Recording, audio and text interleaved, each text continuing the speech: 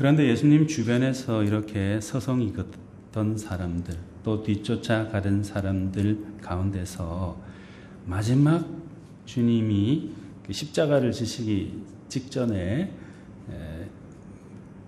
주님과 함께 했던 사람들은 또 극소수였죠.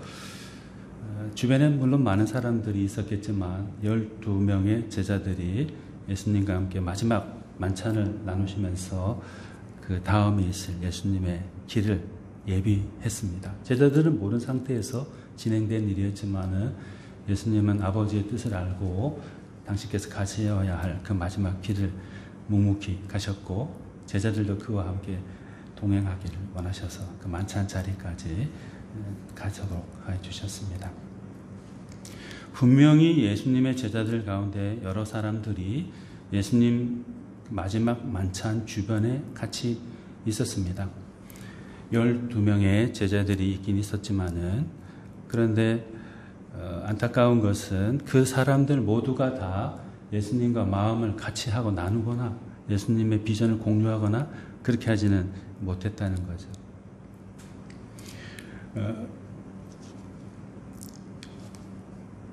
그 중에 우리가 대표적인 사람을 한번 선택해 보라고 하면 가룟 유다를 우리가 한번 택해 볼 수 있겠습니다.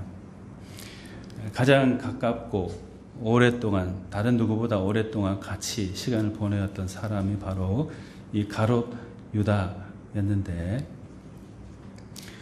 겉으로 보았을 때 가룟 유다는 예수님과 동행했고 마음도 나누고 일도 같이 했던 그런 아주 충실한 사람으로 보였습니다. 그러나 결국 그 사람의 진면모가 바로 십자가를 앞둔 이 마지막 만찬 자리에서도 여실히 드러나게 되었죠. 이 14절에서 16절 본문에 보면은 12제자 중 하나인 가룟 유다가 대제사장들에게 가서 어떤 거래를 협상을 하게 됩니다. 14절에서 16절 보시면은 그때 12 중에 하나인 가룟 유다라는 자가 대제사장들에게 가서 말하되 내가 예수를 너희에게 넘겨주리니 얼마나 주려하느냐 하니 그들이 은 30을 달아주거늘 그가 그때부터 예수를 넘겨줄 기회를 찾더라 이렇게 말씀하고 있죠. 누구보다도 가장 가까이에 있는 12명 중에 한 사람이었던 가룟 유다, 특히나 재정을 잘 관리하도록 사용하는 데 잘 지혜롭게 사용하도록 돈주머니를 맡겼던 그런 신임받는 사람이 바로 이 가룟 유다였습니다. 물리적으로는 예수님 가장 가까이에 있었다고도 할 수 있어요. 그러나 문제는 무엇이죠?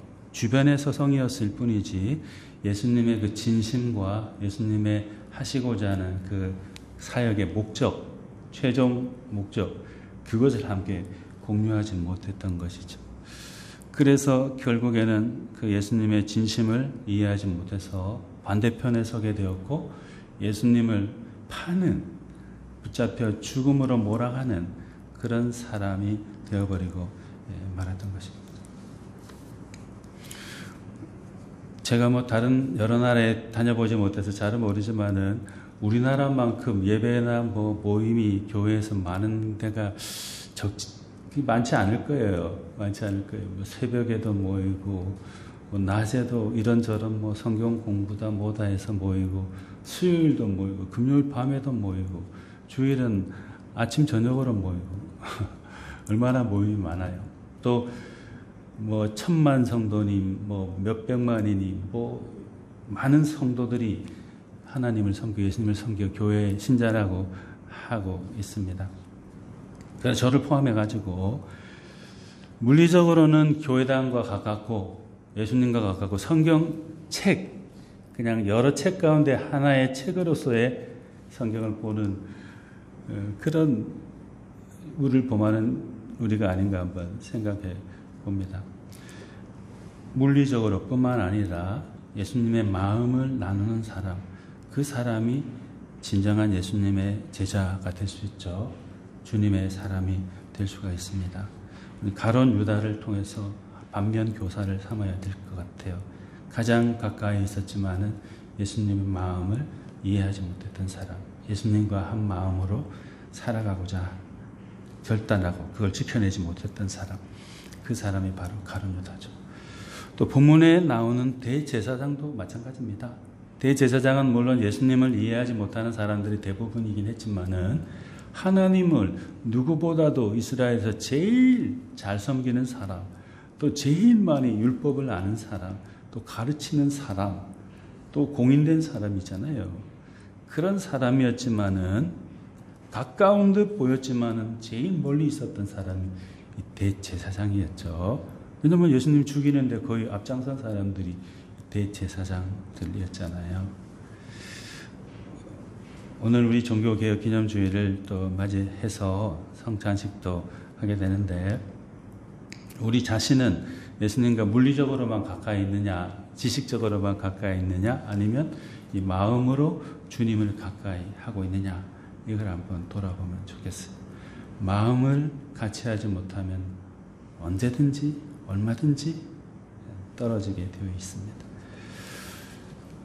그러므로 우리도 이 가롯 유다와 대제사장들의 모습을 보면서 진심으로 주님을 따르고 주님의 마음을 같이 공유하는 그런 우리로 살아가면 좋겠습니다. 그리고 예수님의 제자 여러 사람들이 있었죠. 12명을 비롯해서 그 외에도 많은 사람들이 예수님을 따라 다녔습니다. 그런데 그들에게 문제가 있었어요. 삶의 우선순위가 제대로 잘 정립되지 못했다 하는 점에서 문제가 있었습니다. 어느 대학교 교수님이 강의 시간에 학생들 앞에서 투명한 큰 상자를 이렇게 마련해 두고 갖다 놓았어요. 다 바라볼 수 있도록. 그리고 그 안에 큰 돌 몇 개를 가득 채웠어요. 네모난 투명 상자 안에 큰 돌을 가득, 더 이상 돌을 담을 수 없을 만큼, 큰 돌을 담을 수 없을 만큼 가득 채워 넣었어요. 그리고 학생들에게 물었습니다. 이 상자가 가득 찼습니까, 여러분? 뭐라고 대답했을까요? 그럼 가득 찼잖아요. 큰 돌멩이가 가득 찼잖아요. 더 다른 큰 돌멩이를 넣을 수가 없을 만큼 가득 차버린 거예요. 그래서 학생들은 예 하고 교수님께 말씀드렸어요. 근데 교수님은 또 묵묵히 그 큰 돌멩이들이 가득 담겨 있는 그 상자에다가 작은 자갈들을 틈새 하나씩 또 가득 또 채워 넣었어요. 빈틈없이 보일 정도로 자갈을 가득 넣었어요. 그리고 또 학생들에게 질문했어요. 여러분, 이 상자가 지금 가득 차 있을까요? 가득 찼습니까? 또 학생들은 또 예 했어요. 왜냐하면 큰 거에다가 그 틈새에 자갈을 넣어서 어느 정도 가득 차 보이니까 또 예라고 말했어요. 그러자 교수님은 또 웃으시면서 그 상자 안에 이번엔 뭘 넣었을까요? 큰 돌, 그 다음에 자갈, 작은 자갈 돌, 그 다음에 마지막으로 채워놓은 게 있는데 그건 뭘까요? 모래였습니다. 교수님이 웃으시면서 그 상자 안에 이번에 모래를 가득 채우셨어요. 그리고 나서 학생들에게 한 가지 질문을 했습니다. 여러분, 제가 지금 뭘 하려고 하시는지 알겠습니까? 무척 학생들은 미처 이제 당황해서 대답을 못했어요. 그때 교수님이 학생들에게 말씀하기를, 여러분들에게 내가 이 상자에 뭐든지 많이 넣을 수 있다는 것을 보여주기 위해서, 물리적으로 뭔가를 채울 수 있다는 것을 보여주려고 큰 것부터 상자 속에 넣은 것입니다. 이렇게 말했어요. 그분이 이제 의미하는 것은, 처음에 이게 저도 읽으면서 무슨 말일까 이렇게 생각했는데, 크고 여기서 큰 돌멩이라는 건 인생에 있어서 가장 중요한 요소를 말하는 겁니다. 가장 큰 요소부터 채워 넣지 않고, 만약에 모래가 운반하기도 쉽고 또 옮기기도 쉽고, 그래서 모래만 가득 채워놨다면은, 큰 바위가 중요한 거라면 모래는 좀 하찮은 것, 좀 가치가 떨어지는 것입니다. 그걸로 가득 채워버리면, 먼저 채워버리면은 제일 중요한 큰 바위를, 크기에 돌멩이를 넣을 수 없는 거죠.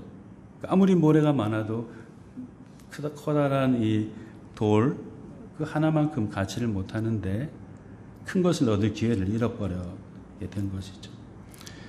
그래서 자갈도 중요하고 작은 돌멩이도 중요하지만은 큰 돌, 여러분의 인생에 있어서 가장 의미 있고 여러분을 풍성하게 해주고 진리로 인도해주는 그 큰 돌을 먼저 채워넣는 것이 중요합니다. 만약 큰 돌을 채워넣고 나머지 공간에 비록 작은 자갈이나 모래를 서로 넣지 못하더라도 큰 돌을 채워놓은 그 사람이 인생에 성공하는 거라고 이 교수님이 학생들에게 말했어요. 조그만 것에 마음 쓰다가 큰 것을 놓치는 우를 범위하지 말라는 거죠. 결국 삶의 우선순위를 바로 세워 나가라 하는 그런 이제 교훈이라고 할 수 있겠습니다. 가룟 유다가 어느 날 대제사장들에 가가지고 하나의 거래를 했어요. 내가 예수를 넘겨주면 얼마나 줄 거냐, 얼마나 돈을 줄 거냐 이렇게 물어봤어요. 처음에 유다는 순수한 마음으로 사심 없는 마음으로 예수님을 쫓았을지 모르겠지만 시간이 지나면 지날수록 예수님에게 자기를 녹여드리지 못했던 거죠. 처음에는 예수님과 같이 있는 것인 줄 알고 따랐는데 시간이 지나다 보니까 불편한 것도 있고 귀찮기도 하고 왜 이래라 저래라 하나 그런 생각도 들 수도 있을 거고 똑똑한 가룟 유다가 처음에 가졌던 그 좋은 마음들이 점점 기울어지면서 예수라는 가치가 세상의 가치보다 점점 기울어져 버린 거죠. 역전되어 버린 거죠. 그러면서 이 가룟 유다의 마음속에 저 아래에 있던 그 세상에 대한 또 다른 가치들에 대한 이미 포기한 줄 알았던 가치들이 스물스물 올라오게 된 거죠.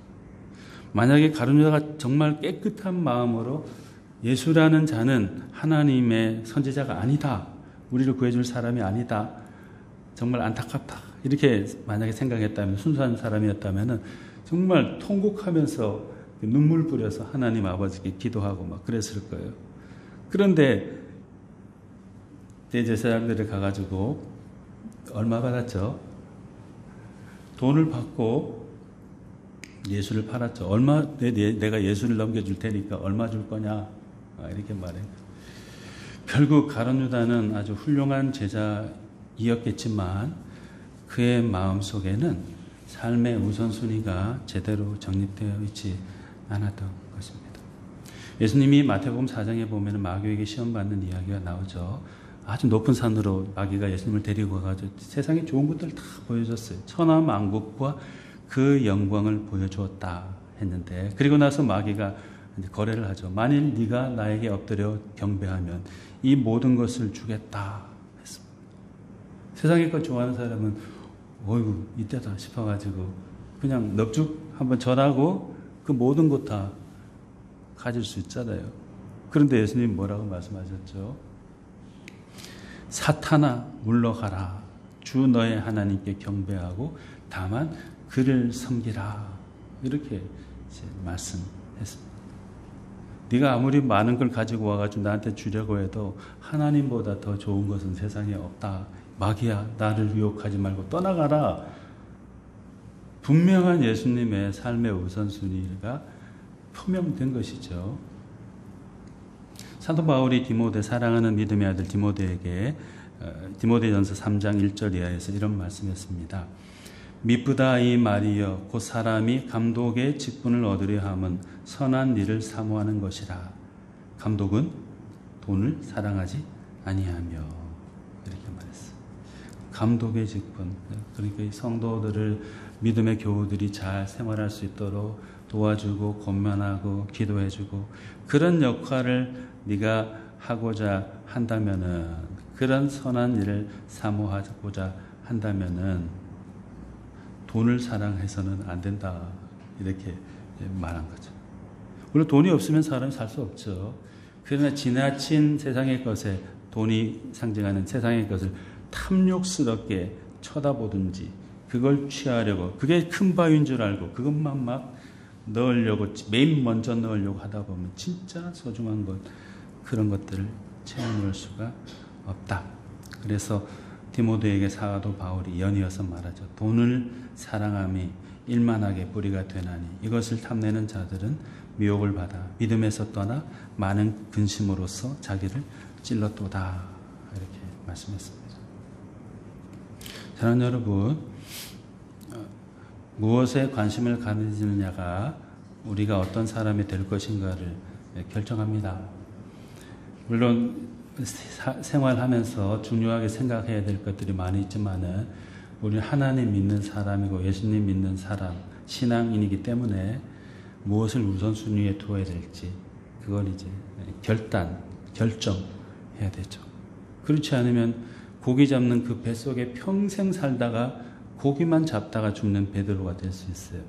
그러나 베드로는 결단했죠. 이게 너무나 내 삶에 있어 중요하지만은 그것보다 더 가치 있는 것이 예수님을 따라다니면서 배우고 하나님의 삶을 사는 거다라는 걸 이 사람은 그렇게 생각했고 또 그걸 선택했기 때문에 아깝지만 내려놓을 수가 있었죠. 그렇다고 해가지고 우리가 뭐 직업을 다 버리고 학교도 다 그냥 다니지도 않고 예배당에만 나와서 뭐 앉아 있으라는 말은 절대 아닙니다.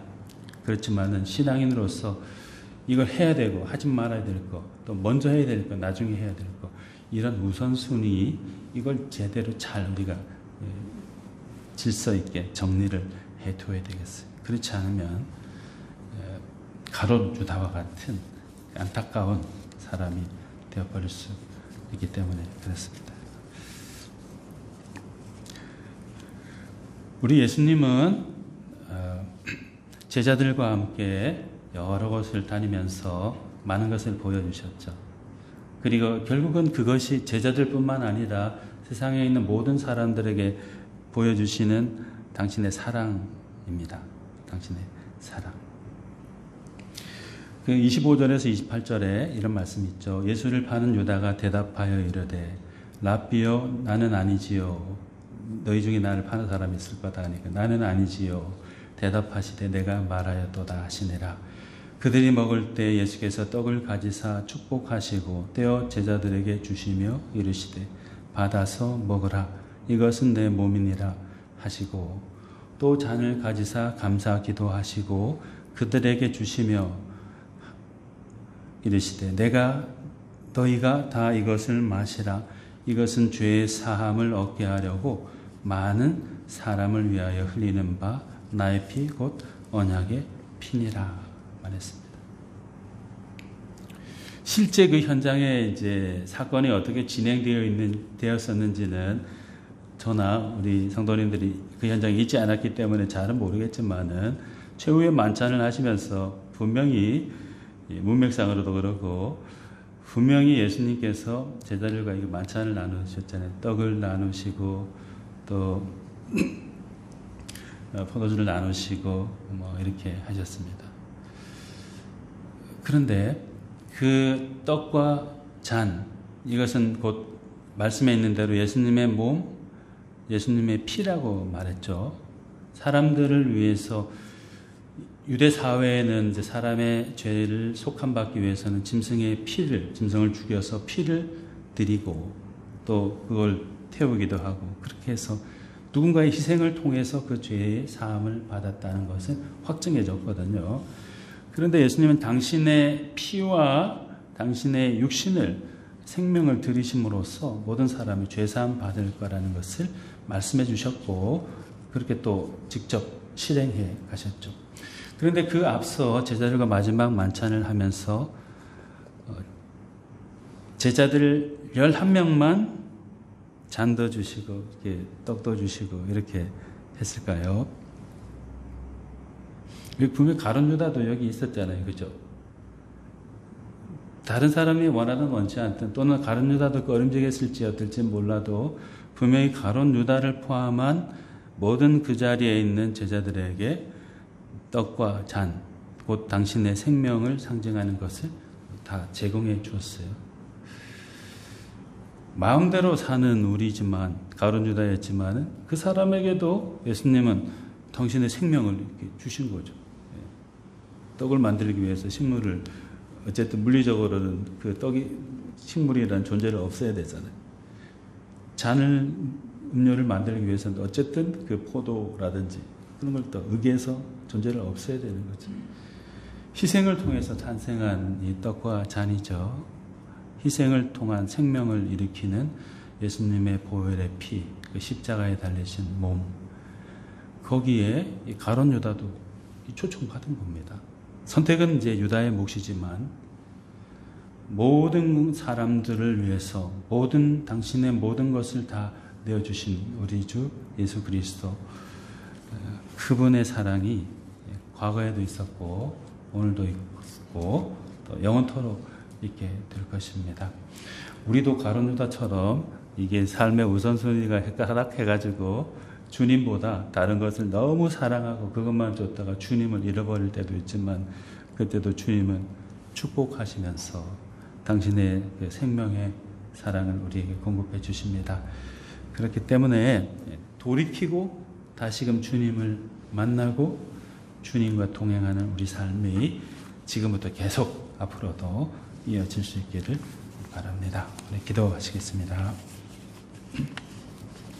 사랑이 많으신 하나님 아버지, 우리들로 하여금 몸만 주님을 따른다, 몸만 예배한다 라는 사람 되지 않게 해주시고, 마음을 다해, 뜻을 다해, 정성을 다해 주님을 알고 믿고 전하며 사는 사람들 되게 하여 주시옵소서.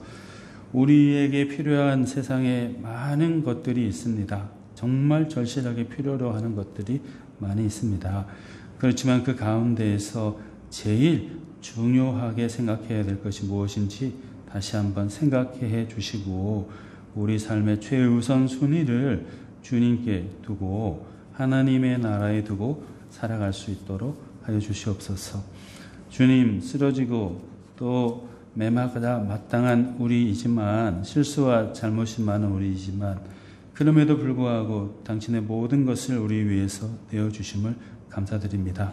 그 주님의 사랑을 꼭 기억하면서 감사함으로 살게 하시고 주님의 뜻하시는 바대로 살아내어 드리는 우리가 될 수 있도록 하여 주시옵소서. 감사드리고 우리 주 예수님 이름으로 기도드립니다. 아멘.